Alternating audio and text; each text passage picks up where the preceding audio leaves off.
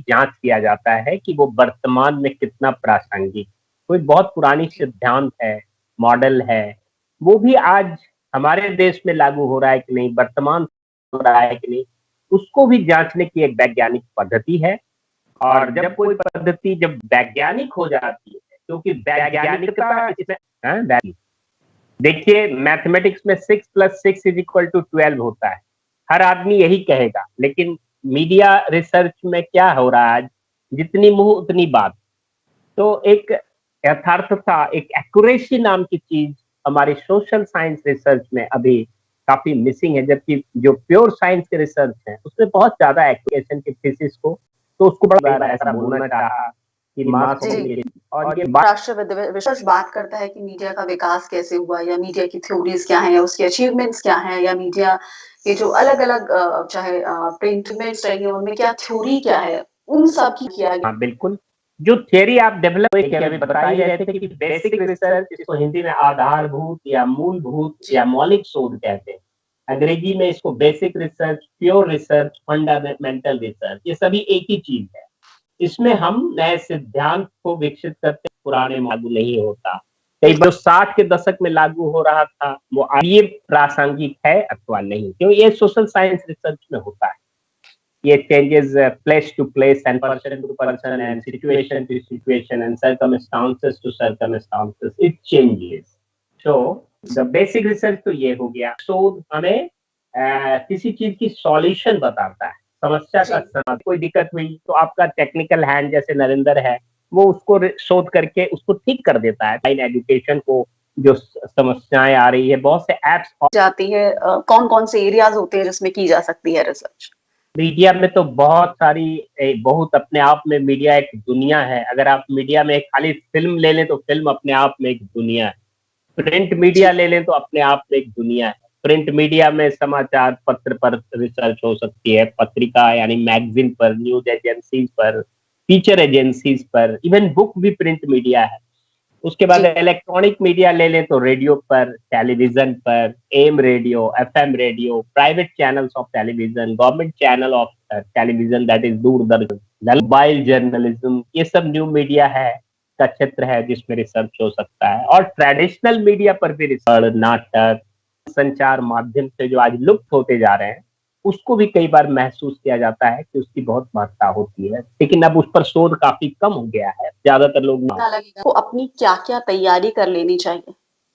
देखिए, सबसे पहले हमें मीडिया से संबंधित जो समस्या होगा, वो कई बार स्कॉलर कहता है अपने गाइड को कि हमको कोई टॉपिक दे दीजिए, तो वहीं पर उसकी फेलियर हो जाती है। जैसे उसने कहा कि आप मुझे गाइड से कहता है कि मुझे एक टॉपिक दे दीजिए सर, तो हम उसको एक फेलियर में काम करना चाहते हैं। हर विद्यार्थी कोई अलग पृष्ठभूमि से आता है। कोई अर्थशास्त्र में किसी का कौन सब्जेक्ट है, किसी का पॉलिटिकल साइंस सब्जेक्ट है, किसी का विमेन स्टडीज पर काम है, तो वो उससे जो बहुत ज्यादा व्यापक और विस्तृत है, लेकिन हर व्यक्ति को वो समस्या ज्यादा दिखती है जिससे वो जुड़ा होता है। अतीत में उसका परसेप्शन वही होता है, जो उसके पास्ट एक्सपीरियंस, उसके परसेप्शन होते हैं, या वो भविष्य में जिस चीज को अपने करियर से जोड़ना चाहता है, उससे संबंधित विषय अगर वो लेता है तो हमने महसूस किया है कि उसका रिसर्च अच्छा होता है, क्योंकि उससे सबसे पहले साइड के पास खुद दौड़ेंगे, टीचर को खुद पकड़ेंगे और आप आपके साथ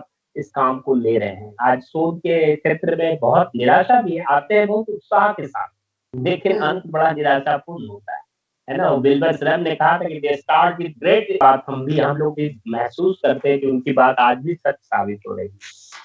जी। कई समस्या है लड़कों की, लड़कियां की एक समस्या भी होती है। उनका एक ऐसा एज होता है जिसमें वो रोजगार से जूझ रहे होते हैं, लड़कियां हो या लड़के हो अपने मैरिज से भी जूझ रहे होते हैं। वैसे स्टेज में उनको तो कई तरह की उनके सामने अपनी खैर अगर कोई ऑनेस्ट रिसर्चर है, और आपने तो ये भी देखा होगा कि जो फॉरेन यूनिवर्सिटीज हैं जहाँ मीडिया की पढ़ाई की जाती है, या यूके में है या यूएस में है, तो वो शायद उनसे काफी एडवांस स्टेज पर है। शायद वहाँ गाइड को सिलेक्ट किया जाता है जिसकी एक्सपर्टीज हो उस सब्जेक्ट में, वो खुद अप्रोच करते हैं या खुद अपना रिसर्च करके जाए। प्रोफेशनलिज्म ज्यादा है वहाँ पर, रैशनैलिटी ज्यादा है, हम लोग इमोशनल ज्यादा है। किसी की शादी हो जाएगी तो पहले ही हम उसको छोड़ देते हैं, जा भाई 1 महीना छुट्टी, है ना? किसी को नौकरी पे जाना है तो हम उसके रिसर्च पे कंप्रोमाइज़ कर देते हैं। ये यहाँ पर एक ऐसा टेंडेंसी देखा जाता है जो एक लैक ऑफ प्रोफेशनलिज्म है। अगर आप पीएचडी कर रहे हैं तो आपको फुल कमिटमेंट के साथ पीएचडी करना चाहिए। आपको 180 दिन रुकना है, आपको ये कोर्स वर्क करना है, तो उसको खाना-पूर्ति के रूप में जब जहाँ भी लिया जाता है वहाँ कमियाँ देखा जाता है। हमने इंडिया में भी देखा है कि मीडिया रिसर्च में कहीं न कहीं गुणात्मक और गणनात्मक दोनों तरह का विकास हो रहा है। कई विश्वविद्यालय में इसका उचित अनुपात में पतन भी हो रहा है। तो जहाँ सीरियसनेस होगी, प्रोफेशनलिज्म होगा, वहाँ शोध अच्छा हो। वेस्टर्न कंट्री में आप जो भी कह लें वहाँ पर प्रोफेशनल अप्रोच ज़्यादा है, सीरियसनेस ज़्यादा है, समय की बहुत कद्र है। आप यहाँ देख लीजिए इंडिया में एक सेमिनार ही होता है तो हम 2 घंटा चीफ गेस्ट के लिए इंतज़ार करते हैं, है ना? 2 घंटा कई केवल कई इंतज़ार में। तरीके खैर और अगर हम इस अमेरिका में टॉपिक पर अगर 10 बजे सेमिनार शुरू होना है, तो एकदम शार्प 10 बजे शुरू हो जाए और उनको अगर 11 बजे खत्म करना है तो खत्म हो जाए। जी, तो ये पंक्चुअलिटी प्रोफेशनल होना भी एक रिसर्चर की हर की प्रोफेशनल अप्रोच हमारे यहाँ ये अभी बहुत कमी है। जी हमने कहा ना 2-2 घंटा हेड ऑफ द डिपार्टमेंट फूल माला लेके खड़े हैं कि अब वीसी आए वो आएगा फलाना है, वीआईपी आएगा, चीफ गेस्ट आएगा, उसके कारण पूरा सेमिनार भंग हो जाता है। तो ऐसा नहीं होना चाहिए भाई, वो उसका तो उस सब्जेक्ट से कोई लेना देना भी नहीं, फिर भी उसके लिए प्रोफेशनल अप्रोच लैक करता है। वही बात रिसर्च में भी हो, trying to improve also but lot of आपने लिमिटर की लिमिटेशन है, पर्सनल लिमिटेशन मैंने बताया कि नौकरी और मैरिज का, लेकिन प्रोफेशनल लिमिटेशंस में टाइम की कमी, बजट की कमी, इंफ्रास्ट्रक्चर की कमी, रिसोर्स की कमी, रिसर्च के एनवायरनमेंट की कमी। कोई अच्छा करना चाहता है तो उसको लोग करने भी नहीं देना चाहता, कह रहे तुम बहुत बड़ा सारा क्लास लगा रहा है पीपीएचडी का। जहाँ पर हम सभी सीरियस होते हैं वहाँ अच्छा काम संभव है, ऐसा कुछ मगर जी लिमिटेशंस हैं। जी लिमिटेशंस है, लेकिन अगला इसका जो स्टेप होता है, आपने एक टॉपिक सिलेक्ट कर लिया, उसके बाद आप ये देखेंगे कि आपका रिसर्च डिजाइन कैसा हो, यानी कितने कौन से तरह की आप स्टडी करेंगे, एक्सपेरिमेंटल होगी या देखिए सबसे पहले लोग जो टॉपिक चुनते हैं वो गलत है। सबसे जी पहले उनको रिसर्च प्रॉब्लम चुनना चाहिए हम्म, और वो प्रॉब्लम को चुनने में थोड़ा समय दें। वो हम्म, उनकी अंतरात्मा से जुड़ी हो, उनकी खुद की समस्या से, उनकी पृष्ठभूमि से जुड़ी हो, उनकी भविष्य में उसके प्रति कमिटमेंट से जुड़ी हो। तो वो जो शोध समस्या है उसको सेव करके टॉपिक बनाया जाता है। लेकिन हम्म, कई जी बार लोग सीधा ही टॉपिक बना देते हैं which is a bad approach and unhealthy approach. तो पहले टॉपिक हमारा, टॉपिक में भी बहुत सारे फॉल्ट हम देखते हैं। कई बार टॉपिक हमारा एडिटोरियलाइज़्ड होता है, उसमें विचार मिश्रित हैं। नहीं, इट शुड बी टॉपिक बनाने के भी बहुत सारे विधि-विधान। पूरा एक लेक्चर तो टॉपिक बनाने पर हो सकता है, ये इतना बड़ा विषय है। खैर आपने पूरा पूछा कि कैसे-कैसे रिसर्च करें। ये एक बहुत बड़ी प्रक्रिया, लंबी प्रक्रिया है, लेकिन शॉर्ट में हम ये कहते हैं कि हम शोध समस्या के बाद शोध विषय तय करते हैं, फिर हम उसका जी तो उद्देश्य क्या निकालते हैं। इम्पोर्टेंस, क्या महत्व होता है रिसर्च डिजाइन का रिसर्च में? रिसर्च डिजाइन पूरे रिसर्च की एक रूपरेखा है, जी उसकी एक शोध की योजना है और उसकी रूपरेखा तो उसकी आत्मा है, उसमें शोध विधि क्या होगी, ये वो रिसर्च में हमें लेना चाहिए। कई बार शोध की एक ये भी परिभाषा है कि हम शोध विधि पे ने पीएचडी किया था तो उसने एक स्केल डेवलप किया।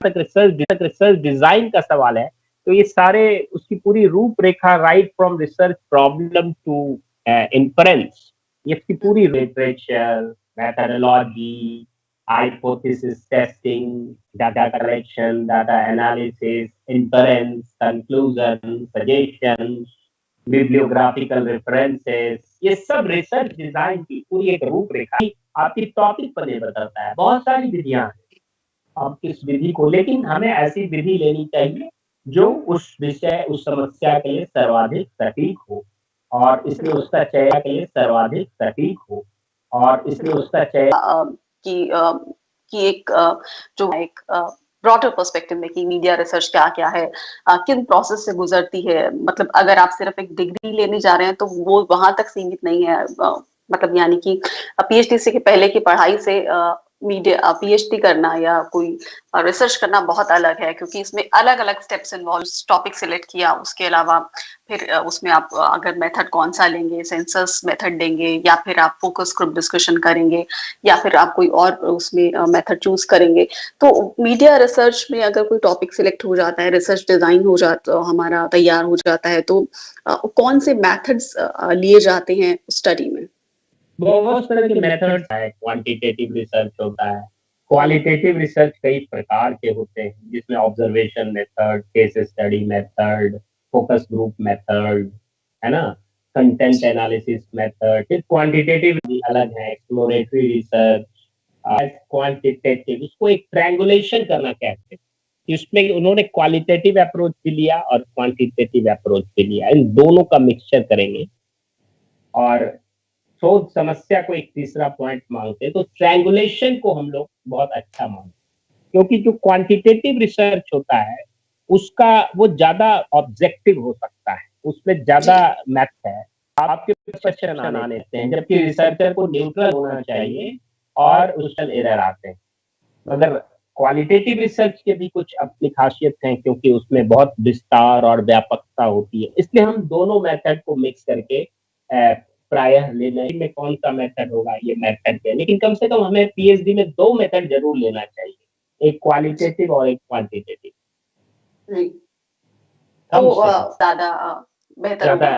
तुलनात्मक उसके कुछ सैंपल भी आपका काम 400 से चल रहा है तो 1000 लेना भी मुश्किल है, और कहीं आपका काम 200 से हो रहा है तो 400 भी लेना मुश्किल है। जैसे हम अपना खून जांच करते हैं तो हमें एक ड्रॉप ऑफ ब्लड से ही पता चलता है ना, even drop of the drop, है ना। आजकल शुगर टेस्ट देखिए, एक बार वो हिट करता है कितना सा खून निकलता है, तो बहुत लोग पहले स्टैटिस्टिशियन कहते थे कि 10% ऑफ द पॉपुलेशन होना चाहिए, अगर कोई 10% आपका खून निकाल ले तो आप टेस्ट कराने जाएंगे क्या? कभी नहीं जाएंगे।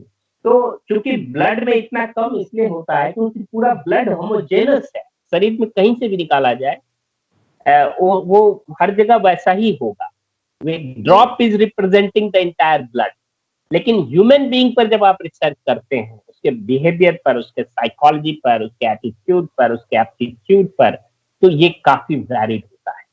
इसमें होमोजेनिटी नहीं, हेटेरोजेनिटी होती है। Human blood is homogeneous but human behaviour is heterogeneous. तो इसकी साइज जो है वो हेटेरोजेनिटी के इनवर्सली प्रोपोर्शनल। जितना अधिक हेटेरोजेनस होगा हमारा पॉपुलेशन या यूनिवर्स जिसको कह लीजिए, उतना बड़ा सैंपल साइज होगा।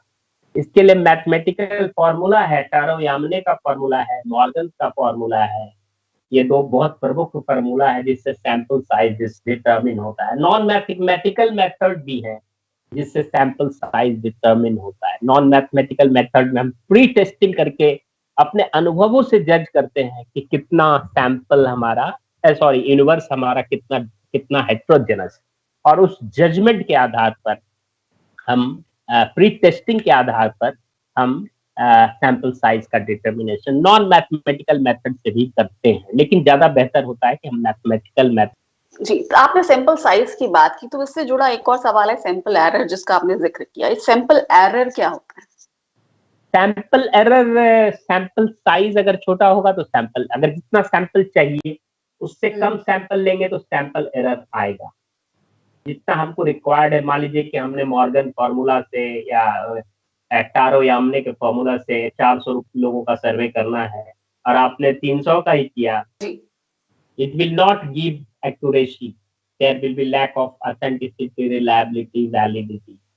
तो एक तो ये हुआ, तो सैंपल साइज प्रॉपर होना चाहिए। उसके बाद हम प्रॉपर स्टैटिस्टिकल टूल यूज करेंगे अगर, तो हमारे रिसर्च में ज्यादा एक्यूरेसी ऑथेंटिसिटी आए, जिसको हम दूसरे आजकल कहते हैं मीडिया में, उसको media metric.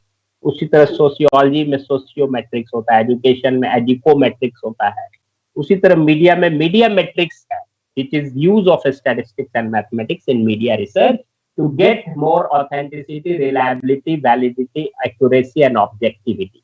So it's not just a simple percentage analysis of the sample. Data and tool must also be adopted with full accuracy. वहां भी मैं देखता हूं कि सीधा लोग एसपीएसएस से उठा लेते हैं। एसपीएसएस का प्रयोग बहुत घातक देखता हूं मैं, सीधा उसका लेटेस्ट वर्जन से ज्यादा, क्योंकि कोई समय देना नहीं चाहता, निकालती है और बाद में वो उसको यूज करती है। लेकिन आजकल ज्यादा ट्रेंड हम देखते हैं कि सीधा लोग एसपीएसएस का यूज करते हैं, विच इज वेरी डेंजरस। जैसे तो उसी तरह की बात हुई कि आप गाड़ी को सीधा स्टार्ट किया और 4th गियर में सीधा स्टार्ट करके गाड़ी बढ़ाने लगेंगे तो क्या होगा, आप सोच लीजिए। गाड़ी को पहले हम फर्स्ट में चलाते हैं, फिर सेकंड में चलाते हैं, फिर थर्ड में चलाते हैं, फिर फोर्थ में चलाते हैं। उसी तरह हम रिसर्च को पहले हम स्टैटिस्टिक्स को मैनुअली सीखेंगे, तब हमको उसको वेरिएबल्स और सब वेरिएबल्स और उसके इंटर रिलेशन को पूरी तरह समझ पाएंगे। फिर सेकंड गियर में हम उसको कैलकुलेटर से कैलकुलेट करेंगे, फिर हम उसको कंप्यूटर से करेंगे, दैट इज थर्ड गियर। फिर हम फोर्थ गियर उसके MS Excel and fifth gear is SPSS. लेकिन आज बच्चा सीधा फिफ्थ गियर में गाड़ी को, टॉप गियर में गाड़ी को स्टार्ट करना चाहता है, और इसीलिए जब उसका वाइवा होता है तो वो उसको एक्सप्लेन तो नहीं कर पाता, डाटा तो निकाल देता है एसपीएसएस से, लेकिन जब उससे वेरिएबल्स एंड सब वेरिएबल्स और उसके इंटर रिलेशन पर क्वेश्चन होता है तो वो गड़बड़ाने लगता है। वो अपने लैंग्वेज को आर्टिकुलेटिव तरीके से बोलकर किसी तरह बच जाता है, लेकिन उसको वास्तव में वो अंदर से ज्ञान नहीं ग्रहण कर पाता। ये भी एक बहुत बड़ी कमी है जो हम स्टैटिस्टिक्स और मैथमेटिक्स के यूज की बात करें, उसमें टेक्नोलॉजी का मिसयूज हो रहा है।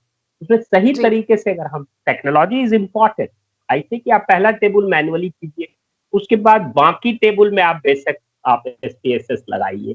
यहाँ तो सारा ही के सारा आपने एसपीएसएस और एमएस एक्सेल लगा दिया, कहाँ एक्सेल भी बेटर है, एसपीएसएस भी है। हम टेक्नोलॉजी के अगेंस्ट बिल्कुल नहीं, but we have to learn things from inside. We have to internalize the approach, which ji sometimes we miss in our research. हाँ, जी। और डेटा कलेक्शन भी एक अहम हिस्सा होता है रिसर्च का। जब आप रिसर्च की अपनी कोई स्टडी कर रहे हैं तो उसमें हाँ, क्वेश्चनेयर बहुत इंपॉर्टेंट हिस्सा होता है। अब उसमें कई बार लोग बहुत लंबा क्वेश्चनेयर बना देते हैं, जो हम्म, रिसर्च इंस्ट्रूमेंट है, और उसको बाद में उसको समेट पाना या स्टडी को लिख पाना फाइनल रिपोर्ट में उनके लिए मुश्किल हो जाता है। तो हम्म। आप इस पर क्या कहना चाहेंगे? देखिए, रिसर्च जो हमारा प्रश्नावली है वो हमारे ऑब्जेक्टिव के हिसाब से ही बनना चाहिए, जी और प्रश्न को हमें ऐसा रखना चाहिए जो द्व्यर्थक ना हो। प्रश्नावली बनाने की विधियां हैं जिसमें प्रश्न ऐसा ना हो जिसमें कुछ अश्लील हो, जो द्व्यर्थक हो, जो किसी तरह का डिफेमेटरी अप्रोच हो। प्रश्न हमारा सीधा ऑब्जेक्टिव, कोई आदमी आपको 15-20 मिनट से ज्यादा नहीं देगा। आप उसको 1 घंटे का क्वेश्चन आंसर दे देंगे तो आपका भराएगा ही। तो आप जी अच्छा क्वेश्चन बनाएंगे तो आपको रिस्पॉन्स भी अच्छा मिलेगा, जल्दी मिलेगा, ज्यादा मिलेगा। तो इसलिए प्रश्नावली बनाना एक बहुत बड़ी कला है, और इस पे हम सबसे पहले हम अपने ऑब्जेक्टिव्स को सामने रखेंगे, और हर ऑब्जेक्टिव्स की प्राप्ति 5। और आजकल तो हम लोग ऑब्जेक्टिव्स को कम रखना चाहते हैं, ज्यादा ऑब्जेक्टिव रखने से अच्छा रिसर्च नहीं होता। जैसे हम कहते हैं अगर रिसर्च की केवल एक प्रॉब्लम है आप, तो बहुत अच्छा रिसर्च होगा। 3 प्रॉब्लम लेके चलेंगे तो अच्छा research, there should be 1 problem, और मैक्सिमम 2 हो गया इफेक्टिवनेस, तो 2 प्रॉब्लम। ज्यादा प्रॉब्लम होगा तो ऑब्जेक्टिव भी ज्यादा बनेगा, ज्यादा ऑब्जेक्टिव्स होगा तो रिसर्च डायल्यूट होगा। आप अपने जीवन में केवल एक उद्देश्य रखते हैं कि हमें ये प्राप्त करना होगा, तो आपको अच्छे डाटा भी नहीं मिले। जी। आजकल तो तो 3-4 ऑब्जेक्टिव्स लेकर ही पीएचडी का काम अच्छा काम होता है, ज्यादा ऑब्जेक्टिव्स नहीं होना चाहिए। जी, आखिरी सवाल मेरा आपसे यही होगा कि जब रिसर्च रिपोर्ट लिखी जाती है तो उसके क्या एलिमेंट, प्रोडक्शन की बात हो, चाहे उसमें मेथड की बात हो या सैंपलिंग की हो या डेटा एनालिसिस की, और जो फाइंडिंग लिखी जाती है उनकी क्या अहम महत्व होता है? देखिए, अब इसमें हर पर एक-एक लेक्चर हो सकता है। इंट्रोडक्शन राइटिंग अपने आप में एक ढूँढने में 3 से 4 महीना लगता है, एक अच्छे रिसर्चर। फिर टॉपिक पूरा जी बनते-बनते, और उसकी प्रोसेस तो अलग है जो एकेडमिक मेथड है। उसी तरह जब हम इंट्रोडक्शन लिखते हैं तो इंट्रोडक्शन में हम उसके उद्भव और विकास को लेते हैं, उसके हिस्टोरिकल बैकग्राउंड, उसके उसके जो टर्मिनोलॉजी यूज़्ड होंगे हमारे रिसर्च में, उसको हम डिफाइन करेंगे। इंट्रोडक्शन में भी बहुत लोग संपादकीयकरण कर देते हैं, खास करके जो मीडिया से जो लोग आते हैं, वो इंट्रोडक्शन में भी काफ़ी कमेंट देते हैं, जो कि जी रिसर्च में कमेंट नहीं होता। Research should not be editorialized, at least in the beginning. At the end, you have the right to give comment. You can give your suggestions, and scholars full of editorialization, especially those coming from media field, those who are in the university system and those who have been better exposed in research, they from media, they forget the news principles. Here also the same news principles, you don't adapt. तो जो जो research हो चुके हैं उसको आप लिखेंगे, उसकी जी कोट करेंगे, वो एक स्टाइल है इंट्रोडक्शन लिखने, एक मिनी रिव्यू लिटरेचर है इंट्रोडक्शन राइटिंग। तो उस उसी तरह हर चैप्टर अपने आप में एक बहुत बड़ा विषय होता है। जैसे मैंने बताया सोच समस्या, उसको सुनना, उसके बाद इंट्रोडक्शन राइटिंग, टॉपिक का बनना, फिर इंट्रोडक्शन राइटिंग। तो आपने तो पूरा शोध के बारे में सबको कैसे लिखा जाता है, वो तो जी एक लंबी प्रक्रिया है। Specific objectives, methodology, hypothesis, data collection, data analysis, जी बहुत बिल्कुल। व्यापक और विस्तृत है। हाँ, तो अगले सब एपिसोड्स पे हम बिल्कुल चर्चा करेंगे हर एक इसके एक एक पहलू पर, लेकिन अभी क्योंकि हमने ये शुरुआत की है तो ब्रॉडर। हाँ, मतलब कंफ्यूज करके हम ना जाएँ। जी हमने ये कह दिया कि बिल्कुल। बहुत व्यापक और विस्तृत है, लेकिन आपने जैसे पूछा कि मीडिया रिसर्च क्या है, तो रिसर्च हमने जी बता दिया। अब हम्म, रिसर्च मीडिया से संबंधित जो भी रिसर्च है, वो मीडिया रिसर्च है। कम्युनिकेशन रिसर्च मीडिया रिसर्च से भी व्यापक और विस्तृत, क्योंकि communication is the core subject. हम लोग मीडिया रिसर्च को उसके ऊपर रखते हैं, ये हमारी गलती है। कम्युनिकेशन से मीडिया निकला है, मीडिया से कम्युनिकेशन नहीं निकला है। जी Communication, mass communication is a type of communication. There are so many types. So mass communication is just one type, and mass media is uh, again almost the synonyms of mass communication. Mass media is more technological in nature, and mass communication is more sociological and psychological in nature. Otherwise, these are synonyms. है ना? Mass media और mass communication में ज्यादा अंतर नहीं है, बहुत hairline difference है, तो वो है। तो मीडिया रिसर्च और कम्युनिकेशन रिसर्च में डिफरेंस यही है कि कम्युनिकेशन तो बहुत व्यापक है, उसमें interpersonal communication, interpersonal mediated communication, group communication, public communication, transpersonal communication, metaphysical communication, mass communication. There are so many verbal communication, non-verbal communication, and mass media is just one type. So जी media research is a child, and communication research is the father, and social research is the grandfather. Social okay research से communication research पैदा लिया, communication research से media research पैदा लिया। लेकिन हम लोग कर क्या रहे हैं कि कम्युनिकेशन रिसर्च को इग्नोर करके मीडिया रिसर्च पर सीधे जंप मार देते हैं। तो हम उसको केवल जंप मारने से रिसर्च नहीं होता, हमें बड़ा स्टेप बाय चलना चाहिए। Communication is it's child, grand child. तो उसी तरह इसकी परिभाषा भी होगी कि सोशल रिसर्च पूरी सामाजिक समस्याओं को लेगा, कम्युनिकेशन रिसर्च ये इंटरपर्सनल इंट्रापर्सनल जो मैंने जितने प्रकार बनाए उनसे संबंधित समस्या, मुद्दे, पहलू आदि का अध्ययन करेगा। और मीडिया रिसर्च समाचार पत्र, radio, television, film, internet, traditional media से संबंधित कोई समस्याओं के निराकरण के लिए शोध करेगा। ठीक है। जी रिस जी, रिसर्च में एक-एक शब्द का बहुत महत्व होता है। तो आपने हर जो भी जिस भी विषय पर हमने चर्चा की उसके कई आपने पहलू बताए, और अगले जो कम्युनिकेशन का हिस्सा है, ये मास मीडिया रिसर्च और मास कम्युनिकेशन जो हम की बात करते हैं। तो बहुत-बहुत शुक्रिया प्रोफेसर मनोज दयाल इस विषय पर बातचीत करने के लिए, और उम्मीद करते हैं कि जिन लोगों की मीडिया शोध में रुचि है या मीडिया कम्युनिकेशन में रुचि है या मीडिया रिसर्च में रुचि है, उनको इस चर्चा से ज़रूर लाभ मिला होगा, और हम कोशिश करेंगे कि आगे भी आपसे मीडिया रिसर्च के अलग-अलग पहलुओं पर चर्चा करें। विस्तार से एक-एक विषय को हम उठाएँगे और उस पर विस्तार से चर्चा करेंगे। फिलहाल बहुत-बहुत धन्यवाद इस चर्चा का हिस्सा बनने के लिए। आपको भी बहुत-बहुत धन्यवाद और शुभकामनाएँ, और दर्शकों हाँ, को नमस्कार। धन्यवाद।